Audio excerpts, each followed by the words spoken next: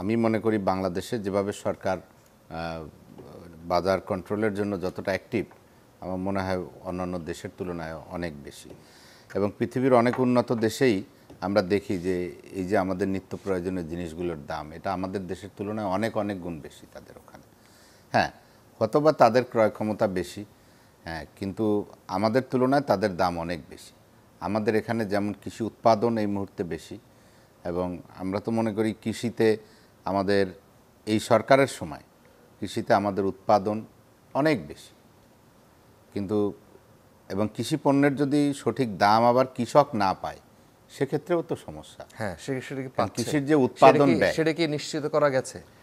আমরা যদি এই যুক্তিও ধরে নেই যে এই দেশের মানুষই তো ব্যবসা করতেছে, তো দেখুন, লাভ করতেছে। কৃষক যদি তার উৎপাদন ব্যয় না পায়, সেটা যদি না পায় তাহলে তো কৃষক চাষাবাদ করবে না, এবং সেক্ষেত্রে কৃষকদেরকে কিন্তু বেশি ভর্তুকি দেওয়া হচ্ছে এই মুহূর্তে।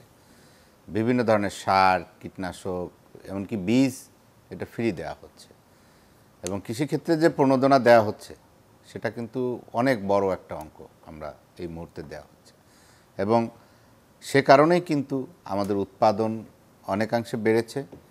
এবং আমরা মনে করি যে ইশতিয়াক ভাই যে কথাগুলো বলছেন, আমি তার সব কথায় আমি একমত হব না, যে একদম মানুষ আমিষের ঘাটতি হয়ে যাচ্ছে, মানুষ আমিষ গ্রহণ করতে পারছে না, আমিষ কেনা ছেড়ে দিছে, এই কথাগুলো আমি তার সাথে একমত নই।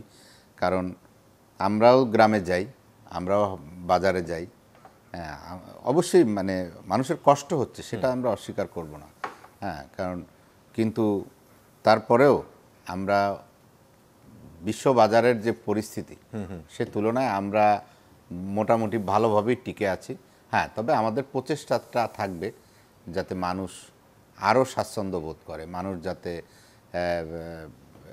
মানে তাদের শুধু তো খাবার সংগ্রহ করলে হবে না, মানুষের আরও যে যে মৌলিক চাহিদাগুলো রয়েছে, যেগুলো ইশতিয়াক ভাই বলছিলেন, যে মানুষের শিক্ষা, স্বাস্থ্য এবং মানুষের বাসস্থান, সমস্ত যে মৌলিক চাহিদাগুলো রয়েছে সবগুলোই নিশ্চিত করা, এটা আমাদের সরকারের দায়িত্ব, আমাদের রাষ্ট্রের দায়িত্ব, এবং সরকার সেটা করতে পারছে। অবশ্যই সরকারের সমস্ত দিকে আমাদের এই সব বিষয়গুলোই আমাদের নজর রয়েছে। এবং দেখুন, বাংলাদেশে যে দীর্ঘ সময় আমরা জানি যে গৃহহীন মানুষ হাজার হাজার মানুষ, সেই গৃহহীন মানুষদেরকে আজকে এই আশ্রয়ণ প্রকল্পের মাধ্যমে হোক, বিভিন্নভাবে হোক, মানুষদেরকে যে নিজের একটা ঘর, এটা কিন্তু চ্যালেঞ্জ হিসেবে নিয়ে সরকার কিন্তু সেটা হাজার হাজার মানুষকে, বস্তিবাসী মানুষকে আজকে বিল্ডিংয়ে আশ্রয় দিয়েছে সরকার।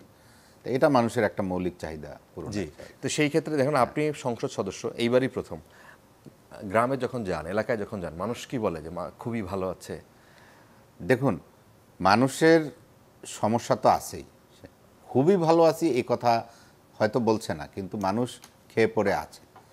মানুষ এক সময় যে আমাদের বাংলাদেশের যে মানুষের বক্তব্য ছিল যে ডাল ভাত খেয়ে বেঁচে থাকা, কিন্তু আমাদের এখন প্রত্যাশার জায়গা হচ্ছে যে মাছ ভাত খেয়ে, যে আমরা যে কথাগুলো আজকে আপনারা যে নিউজের যে হেডিংটা করেছেন যে আমিষের ঘাটতি, কিন্তু এক সময় আপনার মানুষের প্রত্যাশার জায়গাটা ছিল ডাল ভাত, আর আজকে কিন্তু আমরা মানে মাংস ভাত বলি বা মাছ ভাত বলি।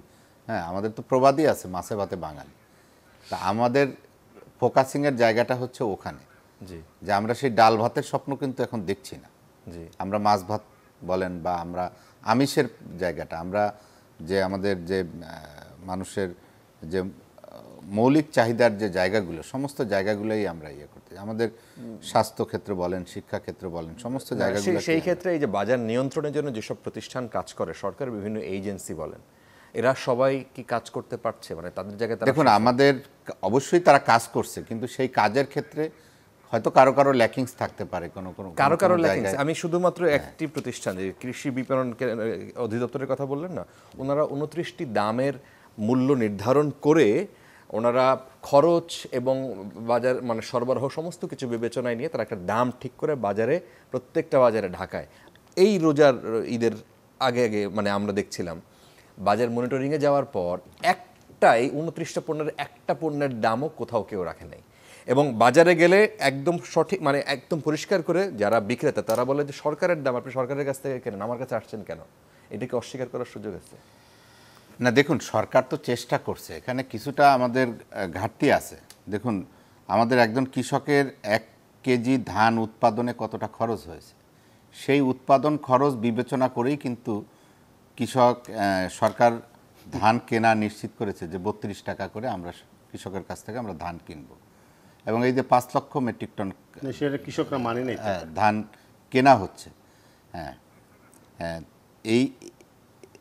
এভাবেই কিন্তু সরকার কাজ করে যাচ্ছে যে আমাদের কৃষকদের জায়গাটাও দেখতে হবে, আবার যারা আমাদের সেবাধর্মী প্রতিষ্ঠানে রয়েছে, যারা চাকরি বাকরি করছে, যারা গভর্নমেন্ট জব করছে, বা যারা শহরে নগর জীবনে আছে, হ্যাঁ, তাদেরও দিকটা বিবেচনা করতে হবে। সরকারের সমস্ত স্টেক হোল্ডারদেরকে দিকেই কিন্তু নজর রাখতে হবে।